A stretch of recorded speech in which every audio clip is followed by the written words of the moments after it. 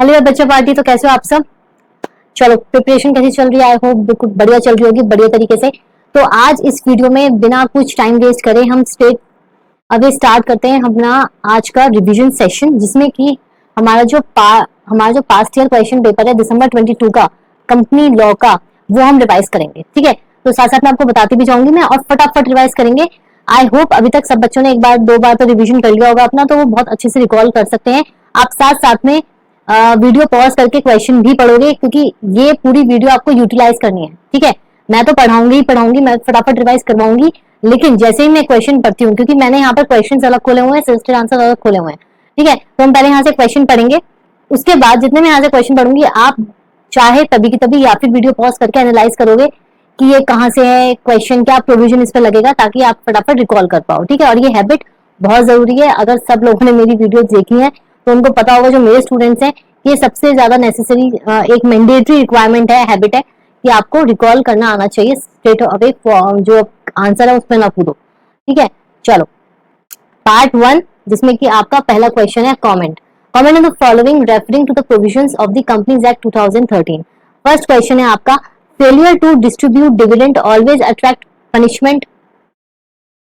Yes, हमेशा attract करती है, बट इसको आपको किस तरीके से लिखना है, आप पहले एक्सप्लेन करोगे अपना provision.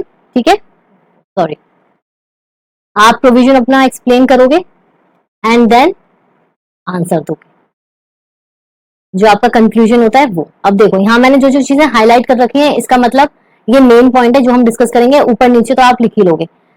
Section 127 of companies act provides that when a dividend has been declared by a company but has not been paid, or the warrant in respect thereof has not been posted within 30 days from the date of declaration to any shareholder entitled to the payment of the dividend, every director of the company shall, if he is knowingly a party to the default, be punishable with the imprisonment which may extend। उसने क्या बोला कि अगर हम dividend नहीं देते हैं तो क्या पनिशमेंट अट्रैक्ट होगी, तो straight away what you have to do, you have to mention the punishment।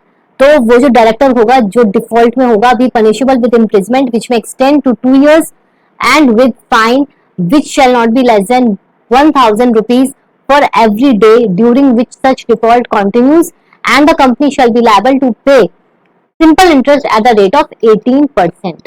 अब देखो आपके लिए मैं बोल दूं, ये 18% की लिखने के बजाय ना आप नंबर में लिखना, इजी रहेगा, टाइम भी बचता है, थोड़ा माइक्रो सेकंड तो बचता ही है।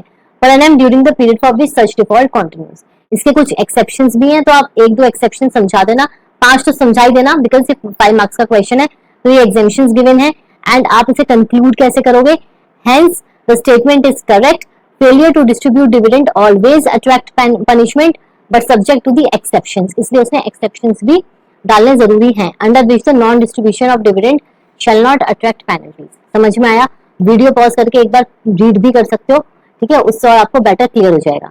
और नेक्स्ट क्वेश्चन क्या है, Neeraj who is practising company secretary PCS has given an opinion to the board of directors of a company that in case of merger of wholly owned subsidiary into the parent company there is no requirement to convene meeting of equity share holders, secured and unsecured creditors. आपको क्या लगता है, जरूरी है कि नहीं है? नहीं, ऐसा कुछ भी जरूरी नहीं होता है, because wholly owned subsidiary and parent company है तो वो एक ही है। होली ऑन सब्सिडरी उसका एक तरीके से बच्चा हो गया, एंड ये पेरेंट कंपनी है। जैसे मैं अपने मतलब नॉर्मली लेक्चर्स में एक्सप्लेन करती हूँ, तो उसको अलग से तो उनकी इजाजत लेने की जरूरत नहीं है ना। तो वो इसका आंसर देखते हैं अब हम। इसमें आपका सेक्शन 232 एक्सप्लेन किया है, ठीक है, तो वो आपको उसके कंटेक्स्ट में एक्सप्लेन करना है। When transfer and transfer company involve parent company holding subsidiary company can वगैरह वगैरह dispense of the rights to equity share transfer not being effected. ठीक है, बेसिकली क्या है, आपके राइट्स ऑल टुगेदर इफेक्ट नहीं होने चाहिए, वरना घर के बच्चे पेरेंट्स से इजाजत ले रहे, वो ऐसा नहीं है कुछ। तो therefore it was held the rights and liabilities secure and secure creditors were not getting affected. ठीक है, इन एनी मैनर। सबसे ज्यादा जो हमारी प्रायोरिटी बेसिस पे चीज क्या रहती है कि जो हमारे शेयर होल्डर्स हैं या फिर जो हमारे सिक्योर्ड एंड सिक्योर्ड क्रेडिटर्स हैं, उन दोनों की कोई भी राइट्स अफेक्ट नहीं होने चाहिए in any transaction we pass in the company. ठीक है, तो अगर वो नहीं हो रहा है by way of proposed scheme as no new shares are being issued वगैरह वगैरह, तो hence we don't need. And जो आपका पीसीएस ने ये रिकमेंडेशन दी थी ऐसा बोला था। तो जो उसकी ओपिनियन थी मिस्टर नीरज की, practising company secretary of the board is the of the company is correct. ठीक है, चलो अब next question. Ritesh was appointed as a director, finance of listed company. During his meeting with the statutory auditor, he represented that since CFO, who is chartered accountant, has already finalized financial statement, he, as well as the board of directors, doesn't have any responsibility in so far as preparation of financial statements are concerned. समझ में आया question? नहीं आया तो video pause करके दोबारा पढ़ लेना एक बार। देखो इसमें क्या फाइनेंशियल स्टेटमेंट्स की बात हो रही है, तो सेक्शन 134 सब सेक्शन 5 आपका अट्रैक्ट होगा। अगर किसी बच्चे को नहीं याद तो डोंट वरी, तो आप क्या लिखोगे, specifically provide the director responsibility, DRS जो है आपका, shall set out the following affirmations in the preparation of annual accounts, the applicable accounting standards be followed। ये सारे आपने जरूर पढ़े होंगे, ये सारे ही आपको एक्सप्लेन कर देने हैं। हम क्या बात कर रहे हैं यहाँ पे, फाइनेंशियल स्टेटमेंट, डीआरएस। ठीक है, in the light of above, if the responsibility of the board directors to prepare proper financial statement and maintain proper books of account in compliance with the statutory requirement, the board cannot absorb from its responsibility on the ground that chartered accountant has been appointed as CFO. Therefore, Mr. Ritesh representation as statutory auditors is incorrect. ठीक है, obviously जो बनाएगा वो accountable उस चीज के लिए रहेगा। ठीक है, now next question. D. Every holder of securities of a company may at any time nominate any person to whom its securities shall vest in the event of his death। अब ये वाला जो क्वेश्चन है आपका, उसमें आपके बहुत सारे पॉइंट्स हैं, बट आपको 5 पैराग्राफ में इसको एक्सप्लेन करना है। ठीक है, नॉट मोर देन दैट। क्यों? क्योंकि 5 मार्क्स का क्वेश्चन है। सबसे पहले 72 सबसेक्शन 1 स्टेट करता है that every holder of securities of a company may at any time nominate in the prescribed manner any person to whom security shall vest in the event of the death। ये बहुत जरूरी था, ये important point था हमारा। 72 subsection 1 ये हमने coat कर दिया। नाउ सेकेंड है आपका ये, इसने क्या करा, इसने बहुत अच्छी तरीके से सारा बेयर एक्ट उतार दिया। ऐसे आप नहीं कर सकते, बिल्कुल इम्पॉसिबल है। ठीक है, कि स्टूडेंट के लिए वो स्ट्रेट फॉरवर्ड अपना 72 सबसेक्शन 1 2 3 4 उतार दे, ऐसा नहीं होता। तो जो जो इंपॉर्टेंट पॉइंट्स है मैं वो हाईलाइट करके आपको बता रही हूँ। 72 सबसेक्शन 3 क्या बोलता है, state that notwithstanding anything contain any other law for the time being in force और in any disposition whether testamentary or otherwise in respect of the securities of the company where nomination made in a prescribed manner purports to confer or any person the right to vest the security of the company. The nominee shall on the death of the holder of securities or as the case may be on the death of the joint holders become entitled to all the rights in the securities of the holder। ठीक है, ऐसा तो नहीं है ना आप कभी भी नॉमिनेट कर दो। आप नॉमिनेट कब करते हो, जब जो सोल मेंबर है, जो पहला मेंबर है, उसको कुछ हो गया, वो उसकी डेथ हो गई है, तब आप नॉमिनेट करते हो। ठीक है, और इसमें कुछ रूल्स हैं जो एक्सप्लेन किए हैं,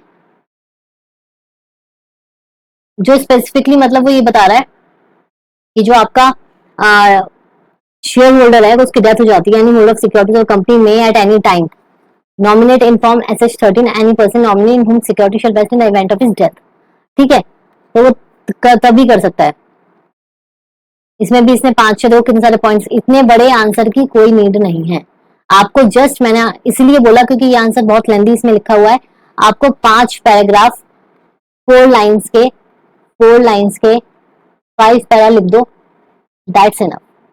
ठीक है, सफिशिएंट है, मोर देन सफिशिएंट, और जो भी आपका रेलेवेंट मैटर है वो आप लिख देना।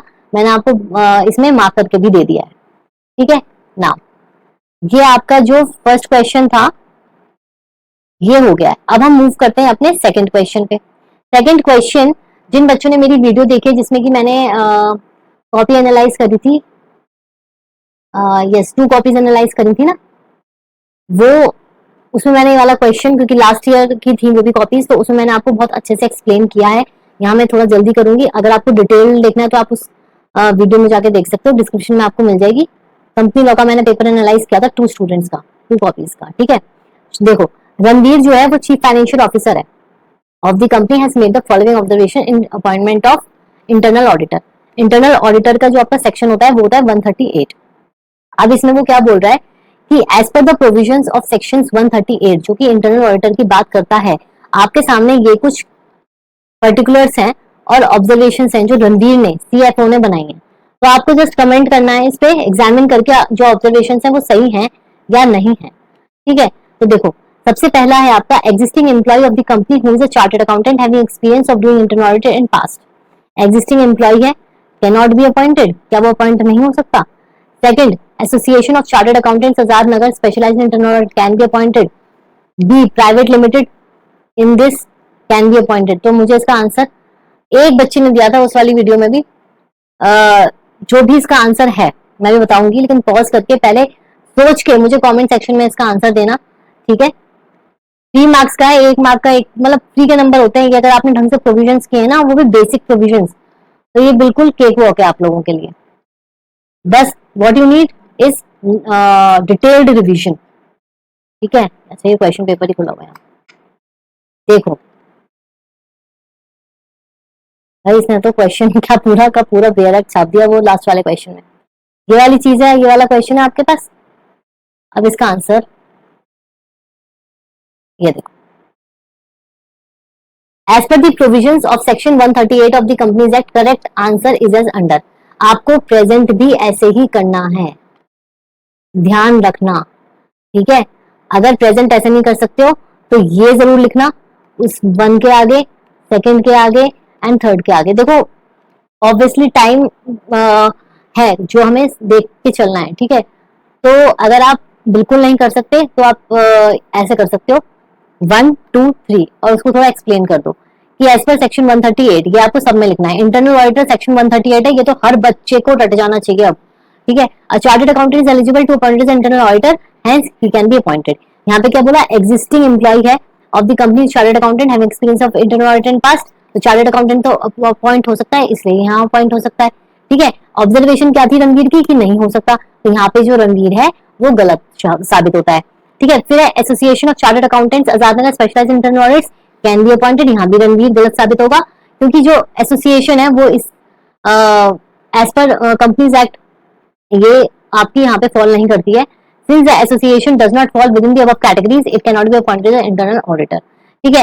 एंड लास्ट आपका क्या है? B, private limited wholly owned and managed by chartered accountants engaged in the business of providing internal audit services can be appointed, क्योंकि बॉडी कॉर्पोरेट आपकी अपॉइंट हो सकती है।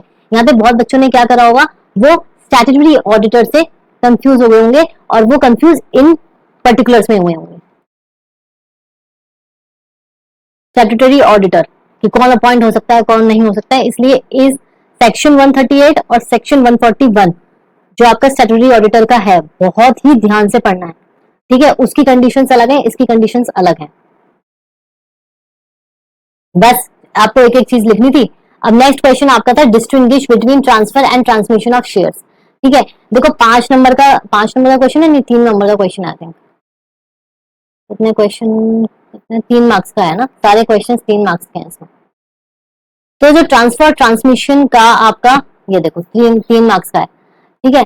तो मैं आपसे ये बोलूंगी कि देखो 3 मार्क्स का है तो आपको एटलीस्ट एक एक्स्ट्रा पॉइंट लिख के चलना है, क्योंकि हाफ इसका मानो, हाफ इसका मानो, हाफ इसका ऐसे करके आपके पॉइंट्स बने।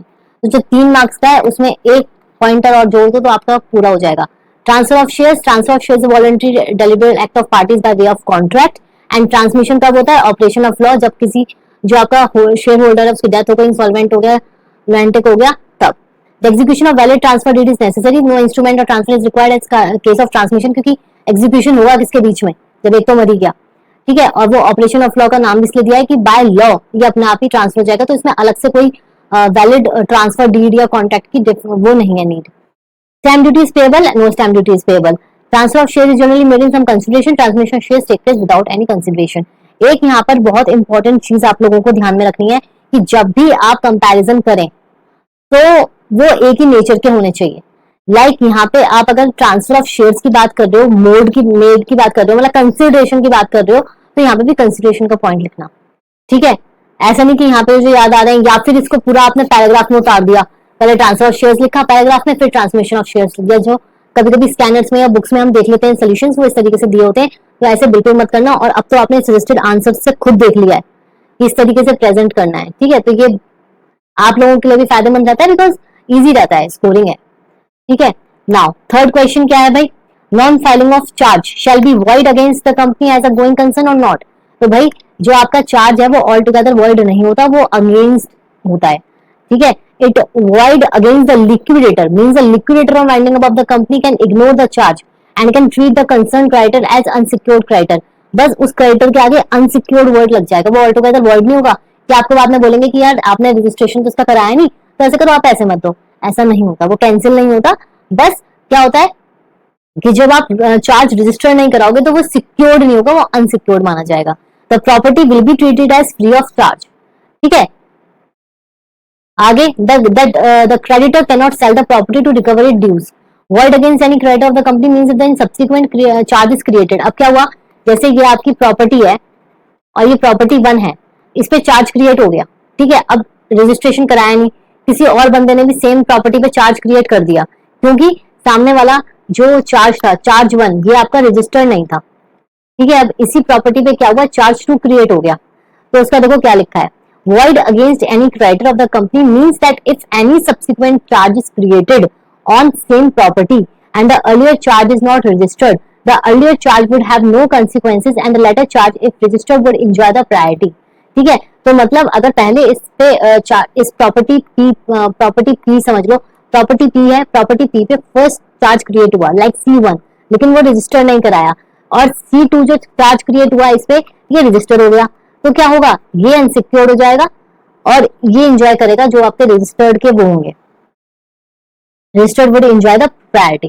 ठीक है, in other words later charge holder can have the property sold in order to recover its money. तो उसके पास अथॉरिटी है कि वो अगर उसका पैसा नहीं मिला तो वो सोल्ड कर सकता है। ठीक है, तो उसमें कंक्लूजन में इसने क्या लिखा है, देखो कंक्लूजन में 10 non filing of particulars of a charge does not invalidate the charge against the company as a going concern. ऐसा नहीं है कि भैया ठीक है आप छूट गए, आपको पैसे नहीं देने, ऐसा नहीं होता है। It is void only against the liquidator. ठीक है, जब कंपनी आपकी वाइंडिंग अप में है, लिक्विडेटर की तभी एंट्री होती है जब आपकी कंपनी वाइंडिंग अप में है, या फिर creditor at the time of liquidation. ठीक है, the company itself can not have a cause of action arising out of registration, hence the statement is not correct. ठीक है, ओके नाउ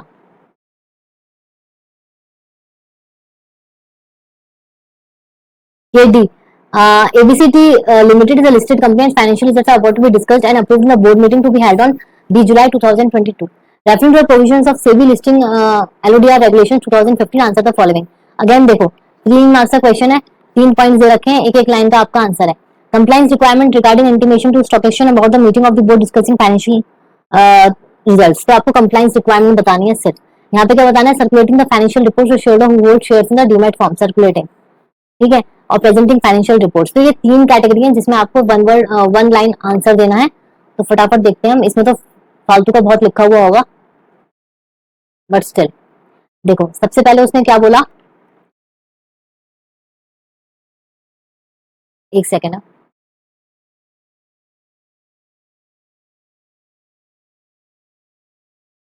सबसे पहले इसने क्या बोला, compliance requirement regarding intimation to the stock exchange. तो इंटीमेशन के लिए क्या है, at least 5 days before the date of the board meeting to be held for discussing annual results excluding date of meeting and date of notice. Hence ABC limited required to comply with this requirement. Listed company है, stock exchange को intimation देना है, तो listed company को सारे के सारे जो है चीजें एप्लीकेबल होती हैं, बट जो टाइम है वो 5 days है। ठीक है, next circulating the financial report to share holders, जिन्होंने जो जिनके जो वो है शेयर्स हैं वो डीमैट फॉर्म में है। तो इसमें आपका क्या है, पहले आपने नेटवर्थ एक्सप्लेन करी, ठीक है, फिर आपने टर्नओवर एक्सप्लेन किया एंड देन ठीक है, ये आपने इसलिए करा क्योंकि जो कंपनी बोल रही है वो बोल रही है कि डीमैट में है, तो आपने पूरा एक्सप्लेन कर दिया रूल सब क्लॉज ए। इसमें क्या है, इन case of all listed companies and such public companies which have a net worth of more than 1 crore rupees and turnover more than 10 crore, the financial statement may be sent to by electronic mode to such members whose shareholding is dematerialized form and hence ABC Limited is required to comply with this requirement। ठीक है, and then third आपका है presenting financial reports by listing company on its website if listed entity is subsidiaries।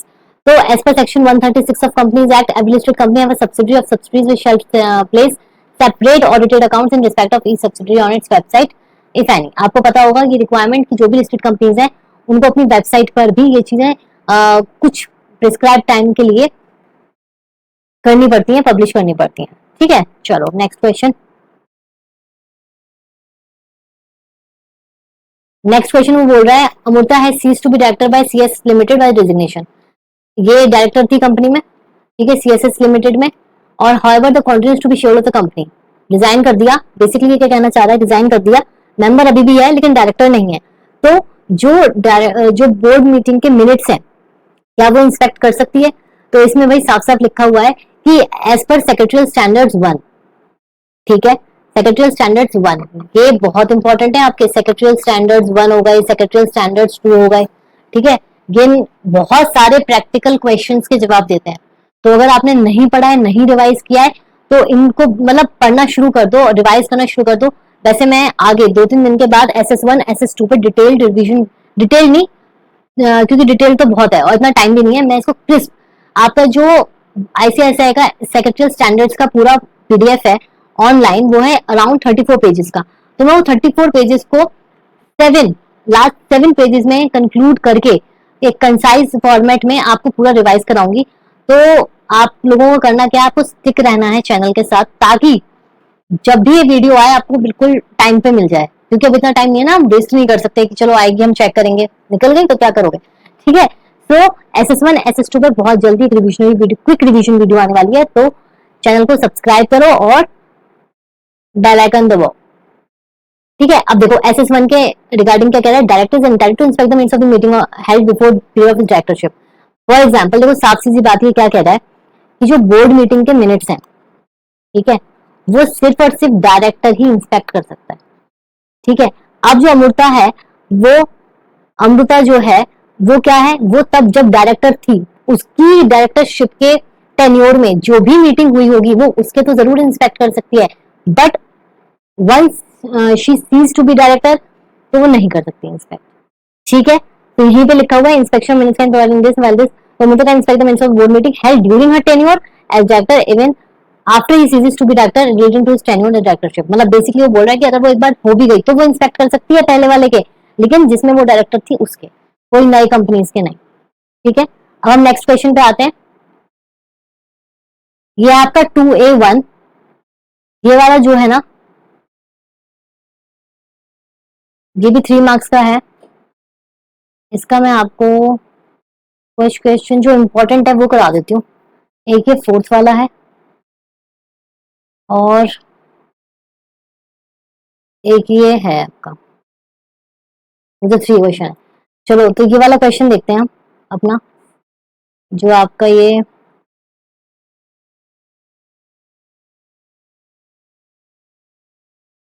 क्योंकि 186 का जो provision है वो मैंने अपनी प्रीवियस वीडियो में बहुत अच्छे से एक्सप्लेन किया है, ठीक है। तो आप वहां जाकर देख सकते हो, क्योंकि आई डोंट वांट कि ये वीडियो बहुत लंबी हो जाए, क्योंकि आप लोगों के पास कम टाइम है थोड़ा सा, तो मैं फटाफट रिवाइज करा देती हूँ आप लोगों को। देखो ये वाला क्वेश्चन देखते हैं, ठीक है। ये लालचंद लालचंद लिमिटेड है, proposes to declare dividend in the current year and provides you the following information, ठीक है। ये क्या बोल रहा है, इक्विटी शेयर कैपिटल जो है आपकी 5 crore, 10% preference share 2 crore, general reserve 1.50 crore, securities premium 5 crore, surplus asset profit and loss 10 lakh. Dividend declare in past years, एक ईयर, दूसरा ईयर, तीसरा ईयर, इसमें इतना दिया, जैसे ये 10%, ये आपका 12% एंड ये आपका 14%, ठीक है। तो आपको कैलकुलेट क्या करना है, आपको कैलकुलेट करना है amount drawn out of reserves, amount available to be drawn out of reserves and maximum rate of dividend. ये आपका किसमें गिवन है सब कुछ, ये आपका रूल्स में गिवन है, जो रूल्स है आपके डिविडेंड के उसमें सब कुछ गिवन है, ये कितना निकाल सकते हो पैसा, ठीक है।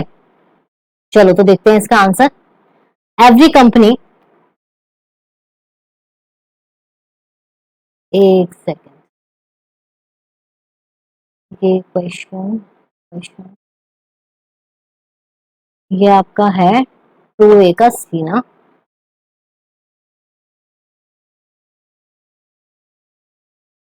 ये मैंने आंसर कुछ और निकाल लिया है।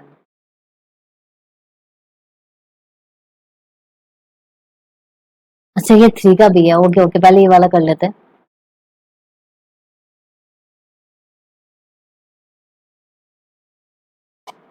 ये वाला है ना,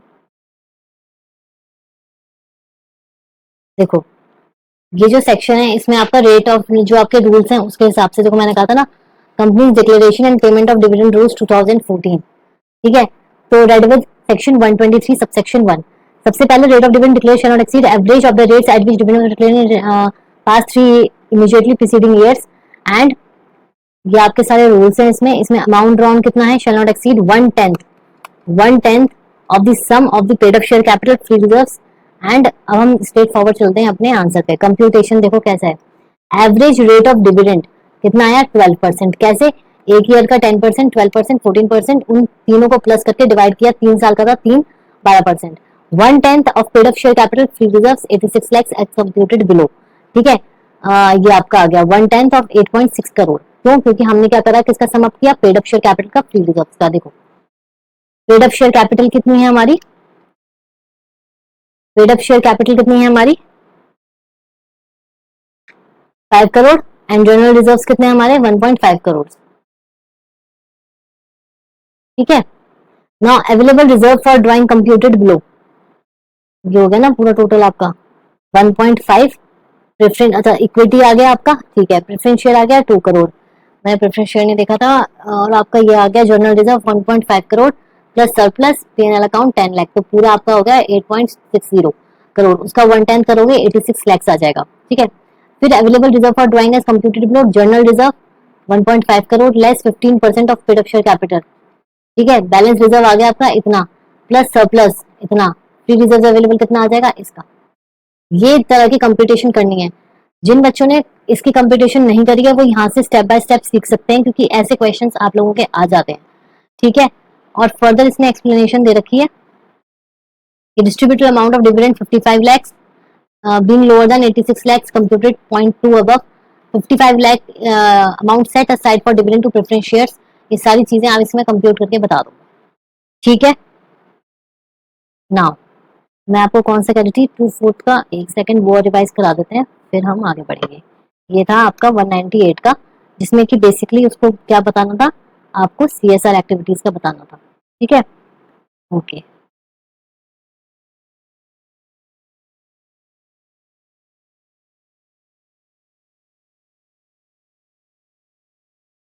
एक और क्वेश्चन है जो कि आपका बोर्ड रेजोल्यूशन का है, वो भी हम करेंगे। देखो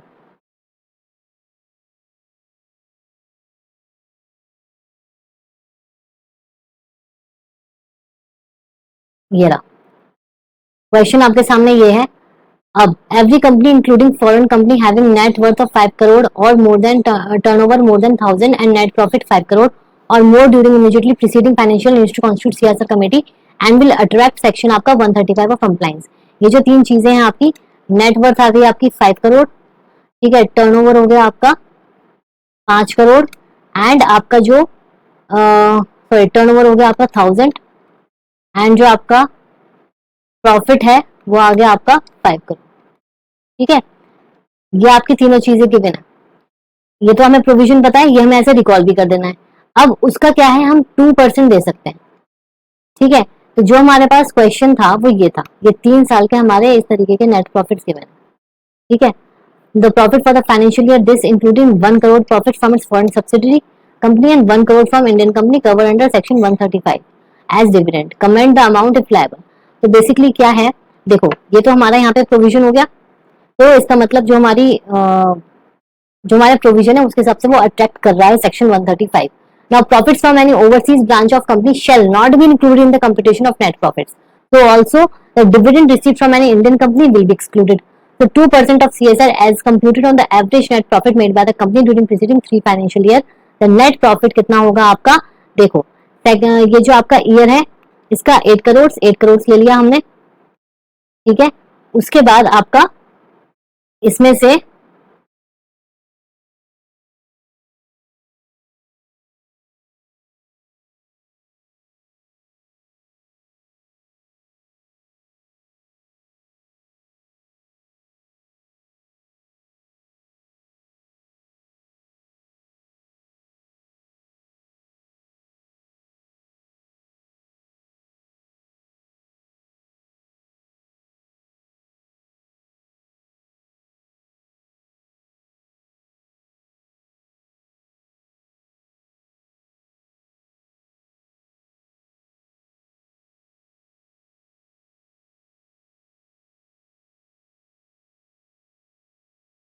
हाँ, तो जो आपका 8 करोड़ दे रखा है उसमें, क्योंकि ऊपर उसने बोला है क्या कि जो भी हमारा बाहर का पैसा होता है, जो प्रॉफिट होता है बाहर किसी ब्रांच से, फॉरेन सब्सिडी से, वो भी हम नहीं लेंगे।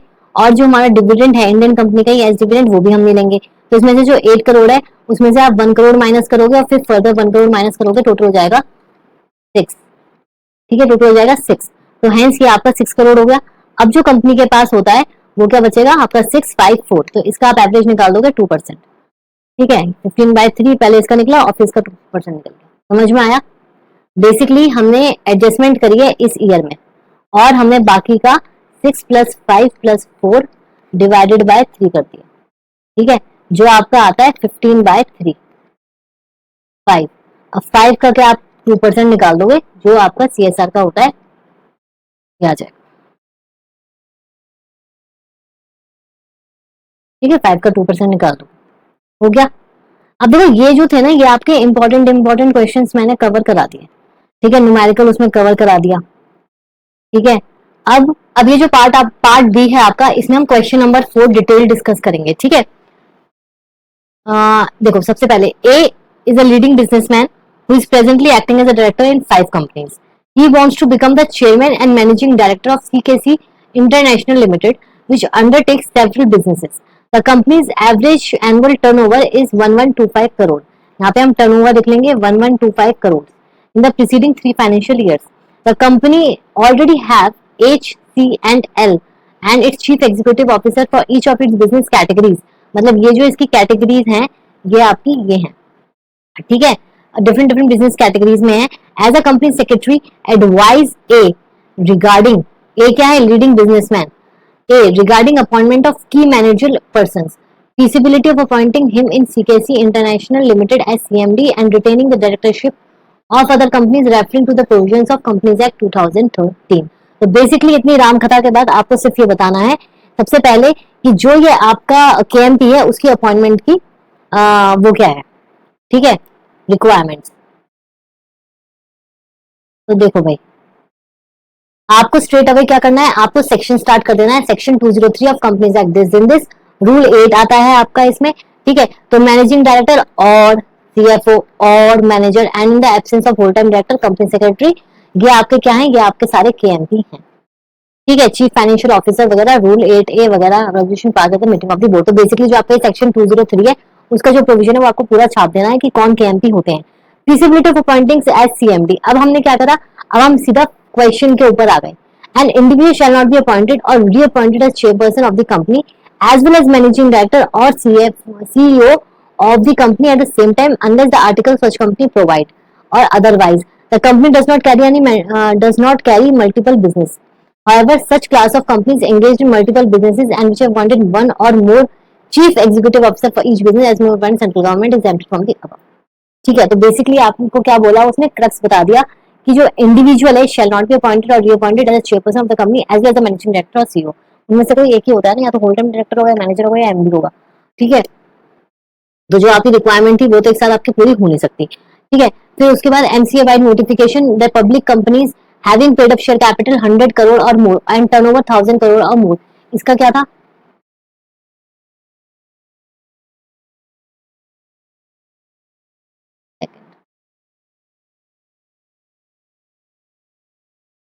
क्वेश्चन नंबर 4A पे है ना। ठीक है, 4A यहाँ से देखते हैं।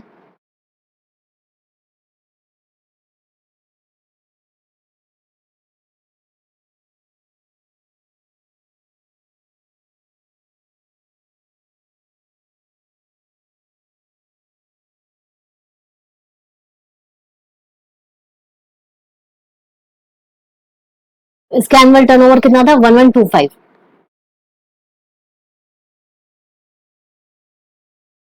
ठीक है, एंड इसका 100 करोड़, सॉरी टर्नओवर 1000 करोड़, उसका कितना था 1125। ठीक है, और मोर, तो hence A can be appointed as CKC international limited as CMD as a company turnover is 1000 crore, retain directorship with the permission of the board can continue to be director as the company. देखो कितना भी case study घुमा फिरा के आ जाए, कितना भी, आपको सिर्फ और सिर्फ क्वेश्चन पढ़कर 1 या 2 बार आपको कामली क्वेश्चन पढ़ना है और क्वेश्चन पढ़कर आपको ये एनालाइज कराना है कि एक्चुअल में पर्टिकुलरली किस प्रोविजन के ऊपर बात कर रहा है। अगर आपने उस पर बैंग ऑन कर दिया कि आपको वो समझ में आ गया कि किस प्रोविजन के बारे में बात करना है, आपका आधा काम हो जाएगा, फिर आप बहुत इजीली उसको रिलेट कर पाओगे। ठीक है, तो ये इतनी जो रामकथा लिखी थी ये आधी तो डराने के लिए होती है। कामली पढ़ोगे क्वेश्चन समझ में बहुत जल्दी आएगा।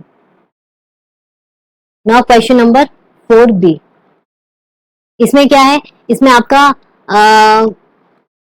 company secretary of Mass Limited listed company have the following unlisted subsidiary companies in seeking advice whether independent director is required to be appointed in this। Again independent director का जो प्रोविजन है वो section आपका 149 है। आपको इसमें network दे रखा है और कंसोलिडेटेड नेटवर्क दे रखा है, और आपको ये बताना है कि इसमें अपॉइंट कर सकते हो कि नहीं कर सकते हो। एंड सेकंड है, can wife of a director of step down subsidiary can take up the role of independent director in the qualified companies. तो देखो क्या है इसका answer, provisions related to independent directors cover section 149। ठीक है, explanation क्या है कि आपकी आप क्या कर रहे हो यहाँ पे, आप देखो लिमिटेड है, लिस्टेड कंपनी है, तो इसमें आपके सेबी के रेगुलेशंस भी आ जाएंगे, ये सब चीजों का ध्यान रखना है। At least one independent director of the board director listed company shall be director of the board middle subsidy weather incorporated India और not. Explanation for the purpose of this provision, notwithstanding anything contained regulation, material subsidiary shall mean a subsidiary whose income or net worth exceeds 20% consolidated income। और जिन बच्चों को material subsidiary का meaning नहीं पता था वो यहाँ से पढ़ ले, उनका बहुत अच्छे से समझ में आ जाएगा। Material subsidiary shall mean a subsidiary whose income or net worth exceeds 20% of the consolidated income or net worth respectively of the listed company and its subsidiary in the immediately preceding accounting year।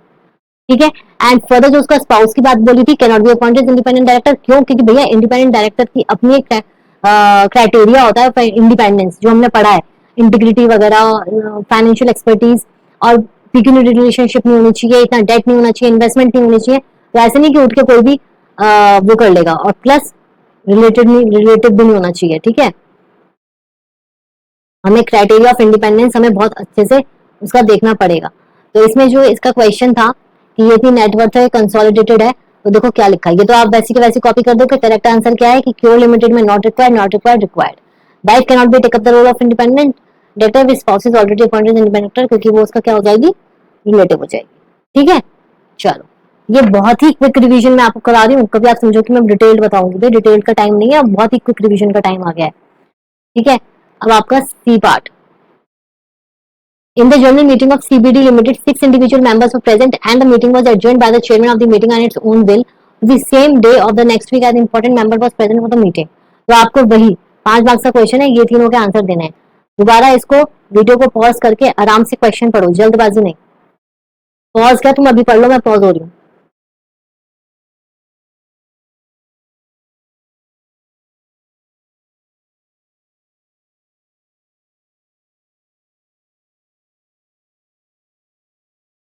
ठीक है, समझ में आ गया। अब देखो adjourn, specifically वो ये बोल रहा है कि चेयरमैन किस कंटेक्स्ट में जो है वो मीटिंग को एडजर्न कर सकता है। तो नोटिस ऑफ एडजर्न मीटिंग, देखो दोबारा SS2 का रेफरेंस आ गया। SS2 SS1 बहुत जरूरी है। If a meeting is adjourn for a period less than 30 days, the company shall give not less than 3 days notice specifying the date. मतलब वो बोल रहा है कि अगर 3 दिन के अंदर ही अंदर है तो जरूरी नहीं है। ठीक है, specifying the date, the company shall not less than 3 days। ठीक है, अब ये तो हो गया। अब हम एडजर्नमेंट के पास जाते हैं सीधा।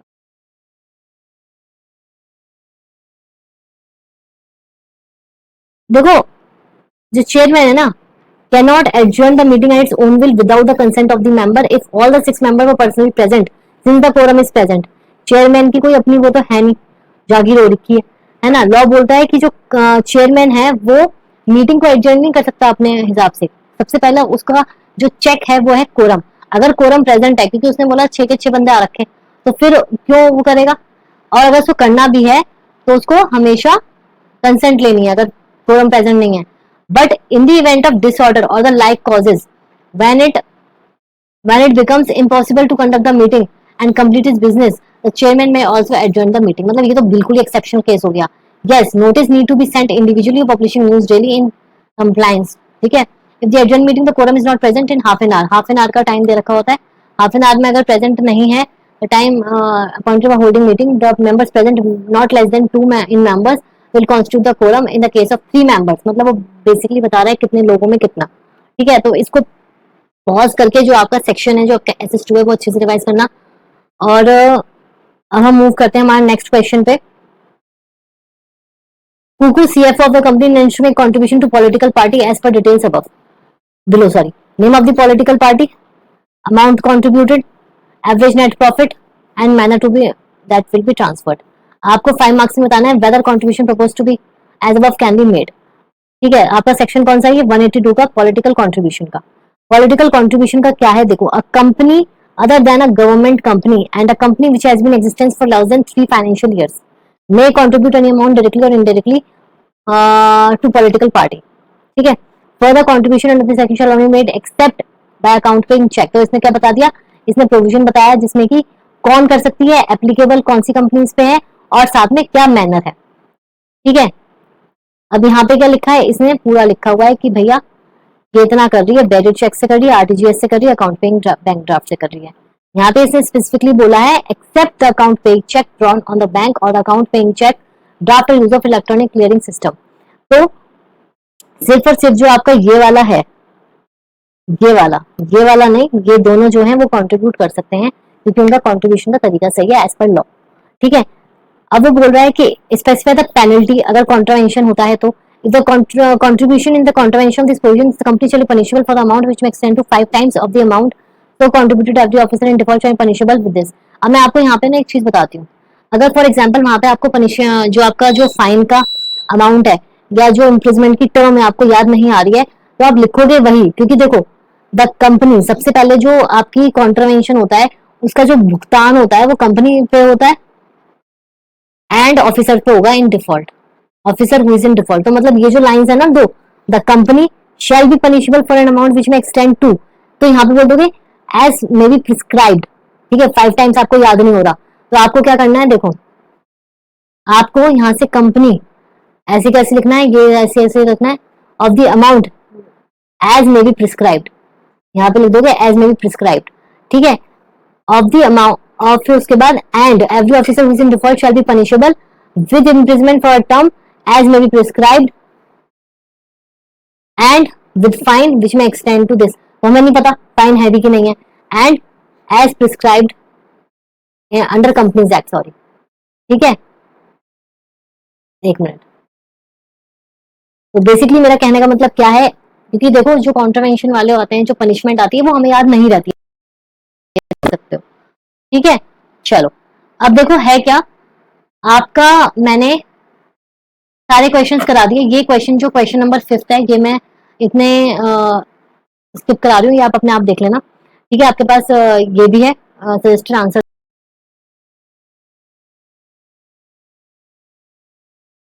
अब हम स्टार्ट करते हैं अपना पार्ट 3। पार्ट 3 कौन सा है आपका? जो 10 मार्क्स का है, company secretary as a profession. ठीक है, तो इसमें बेसिकली 2 क्वेश्चन है और दोनों क्वेश्चन जो है आपके 5-5 ईच है। सबसे पहले देखो, एक क्वेश्चन बोल रहा है complaint was launched against a member of ICSI under section 21 of the company secretaries act 1980। तो disciplinary committee after investigation submitted its report to council of ICSI on the complaint launched. Explain as to what would be the further course of action on the complaint against the member of the ICSI. तो basically आपको क्या करना है? आपको आगे का procedure समझाना है। ठीक है, तो ये करते हैं हम फटाफट।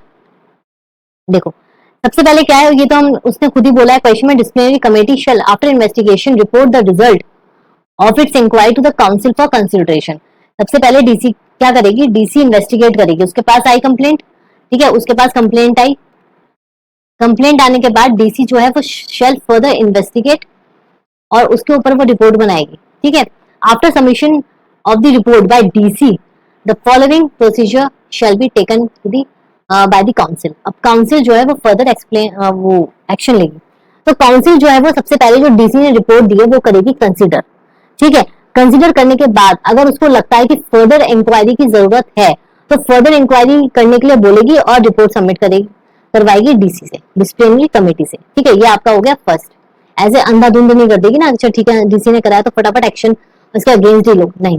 सबसे पहले क्या करेगी? जो उसने रिपोर्ट सबमिट करी है उसे कंसिडर करेगी। कंसिडर करने के बाद सबसे पहले उसका जो एक्शन होगा वो ये होगा कि फर्दर रिक्वायरमेंट है या नहीं। अगर फर्दर रिक्वायरमेंट है तो उसको दोबारा बोलेगी कि फर्दर इंक्वायरी करो और उसके ऊपर रिपोर्ट सबमिट करो। तो जो आपकी फर्दर रिपोर्ट होगी वो कंसिडर वो डिसिप्लिनरी कमेटी कंसिडर करेगी।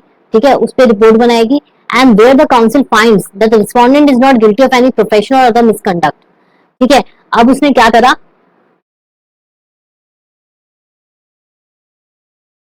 ठीक है, अब उसने क्या करा कि जो रिस्पोंडेंट है वो गिल्टी नहीं है। ठीक है, तो वो रिकॉर्ड जो है कि वो गिल्टी नहीं है वो फाइंडिंग्स जो है उसकी में क्या कर देगी, रिकॉर्ड कर देगी कि ये गिल्टी नहीं है और केस को डिसमिस कर देगी।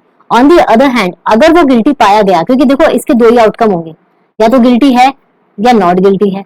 अगर गिल्टी है तो इसमें फर्दर एक्शन लेगी, नॉट गिल्टी है तो केस क्या हो जाएगा आपका, डिसमिस हो जाएगा। तो जब यहाँ पे गिल्टी माना गया उसको, तो वो क्या करेगी, वो shall proceed in the manner laid down succeeding sub regulations further. ठीक है, where the finding of the member by the misconduct the council shall afford the members opportunity of being heard. सबसे पहले जब वो गिल्टी पाया गया तो उसको अपॉर्चुनिटी ऑफ बीइंग हर्ड दिया जाएगा। यहाँ पे अगर वो गिल्टी पाया गया तो reasonable opportunity of being heard उसको दिया जाएगा कि भैया पहले तुम अपनी कहानी भी बता दो कि क्या दिक्कत हुई क्या। ठीक है, if made by him, if he appears the person और कंसीडरिंग द रिप्रेजेंटेशन। ठीक है, तो वो फर्दर होगा आपके order pass the council communicate to the complaint and respondent. Basically उसने क्या बोला, where the finding of the member, उसको पहले सुनने के लिए उसको मौका दे दिया। ठीक है, मौका मिलने के बाद it if he appears in person, ठीक है, council after hearing the respondent if he appears in person मतलब physically present हुआ after considering representation if any made by him pass such orders as they may think fit in the provision। तो sub section 4 जो section 21 का है उसमें जो भी दे रखा है उसके हिसाब से चलेगा। आपको इतनी रामकथा यहाँ लिखनी नहीं है, आपको सिर्फ प्रिस्क्राइब सेक्शन लिख देना है अगर आपको नहीं याद आ रहा है तो। और फिर उसके बाद वही जो ऑर्डर पास होगा वो रिस्पोंडेंट और कंप्लेनेंट को आप क्या करोगे, फॉरवर्ड कर दोगे। यहाँ पे हमारा एक पॉइंट रह गया जो मुझे बताना था आप लोगों को। हाँ, ये आपका हो गया ना। तो अगर मैं शॉर्ट में डिफाइन करूं तो ये क्या हुआ, पहले कंप्लेंट आई डीसी के पास, डीसी ने रिपोर्ट सबमिट करी काउंसिल को। अब काउंसिल जो है वो देखेगा, कंसिडर करेगा, अगर उसको लगता है कि आगे रिक्वायरमेंट है फर्दर इंक्वायरी की तो वो डीसी से बोलेगा दोबारा रिपोर्ट सबमिट कर। अब जो रिपोर्ट आई उससे ये पता लगता है कि वो गिल्टी है। ठीक है, तो अगर वो गिल्टी है तो उसको सुनने का मौका दिया जाएगा, नहीं है गिल्टी तो केस डिसमिस कर दिया जाएगा। अगर वो सुनने का उसको मौका दिया गया, उसको बुलाया गया, इन पर्सन वो आया, तो जो भी जहां वहां पे लगेगा एज पर सेक्शन 4 सब ऑफ सेक्शन 21 सब सेक्शन 4 के अकॉर्डिंग क्या होगा, उसको जो भी फिट बैठेगा उस टाइम काउंसिल उसको वो ऑर्डर पास कर देगा और वो ऑर्डर जो है वो आपको कम्युनिकेट करना है आगे। ठीक है, तो एज सिंपल इज दैट, आपको सिर्फ इसमें प्रोसीजर एक्सप्लेन करना था। अब जो उसके बाद नेक्स्ट क्वेश्चन है वो तो फ्री के 5 नंबर है। ठीक है, क्योंकि क्या है आपके पास 5 क्वेश्चन दे रखे हैं और आपको 1 वर्ड 1 लाइन में आंसर देना है। द सेक्रेटरियल स्टैंडर्ड 2, मैं अगेन बोल रही हूँ सेक्रेटरियल स्टैंडर्ड बहुत ज्यादा इंपॉर्टेंट है और बहुत ही जल्द इस पे एक रिविजन, क्विक रिविजन वीडियो आने वाली है, तो उसको जरूर देखना बिकॉज यहाँ से हमें बहुत ऐसे ये भी आया क्वेश्चन, तो यहाँ से आपको 5 क्वेश्चन सॉल्व हो जाएंगे अगर आपने सेक्रेटरियल स्टैंडर्ड रिवाइज करा है तो। ठीक है, prescribe the aspects related to the presence of directors, auditors and chairman at AGM. ठीक है, अब वो बोल रहा है should the presence of secretary auditor in person, company auditors in person, mandatory annual general meeting. देखो भाई इसका साफ सीधा फंडा है, एजीएम में जो आपके स्टैट्यूटरी ऑडिटर्स होते हैं या जो आपके सेक्रेटरी ऑडिटर्स होते हैं इनको कंपनी कभी कभी एग्जाम्प्ट कर देती है ऑफ अटेंडिंग दी मीटिंग उनकी ही रिक्वेस्ट पे। तो अगर ऐसा ऐसा प्रोविजन है, कंपनी कर देती है, तो वो भी करती है अपने पर्सनल ग्राउंड्स पे या जो भी चीजें होती हैं। तो अगर ऐसा है तो जरूरी नहीं है अटेंड करनी, अदरवाइज जरूरी है अटेंड करनी, क्योंकि हमें क्या करना होता है जब एजीएम होती है और जो उसका नोटिस जाता है हमको रीजन देना पड़ता है कि ऑडिटर एग्जेम्प्टेड है, एब्सेंट है, मतलब क्या है। ठीक है, where directors be seated in the AGM, भैया वो चेयरमैन के पास बैठेंगे। ठीक है, if the chairman was late of the meeting by hour what should be done to conduct the meeting. अगर एजीएम में चेयरमैन नहीं आता है तो देखो सबसे पहले तो चेयरमैन अपॉइंट होता है। अगर चेयरमैन 15 मिनट तक नहीं आता है, ठीक है, और अनविलिंग अपनी शो करता है कि भाई मैं जो है चेयरमैन नहीं बन रहा, मैं कंडक्ट नहीं कर रहा मीटिंग, तो फिर फर्दर जो डायरेक्टर होता है वहां पे वो करता है। ठीक है, और डायरेक्टर का भी मन नहीं कर रहा, उसने भी मुंह मोड़ लिया, तो फिर क्या होता है कि वहां जो मेंबर्स बैठे होते हैं उनमें से वोटिंग करके आप क्या करते हो, अपॉइंट करते हो। देखो the chairman of the board can shall take the chair and conduct the meeting, ये तो इसका एज पर लॉ है ही। बट अगर उसका मन नहीं करा, या तो वो प्रेजेंट नहीं है with in 15 minutes after the time appointed for holding the meeting, और फिर जैसे या तो आया ही नहीं या मैं नहीं कर रहा, तो फिर उसके बाद डायरेक्टर ने भी सेम अपनाया, तो फिर आपके मेंबर जो हैं उसी में से बाय पोल आप उसको सिलेक्ट कर लोगे। ठीक है, now next, if the chairman was interested in the matter of discussion in the meeting what shall be done at that stage, वो अपनी जो चीजें वो बता देगा कि भाई मैं जो हूं, मैं इंटरेस्टेड हूं, तो वो उस पर्टिकुलर ट्रांजैक्शन में पार्टिसिपेट नहीं करेगा। Whether secretary auditor has a right to speak in the meeting at the AGM, yes, the secretary auditor shall have a right to be heard at such meeting on that part of business which concern them as a secretarial auditor or this। ठीक है, तो ये आपका जो है पूरा का पूरा मैंने रिवाइज करा दिया है। क्वेश्चन पेपर, ठीक है, पार्ट सी, पार्ट ए,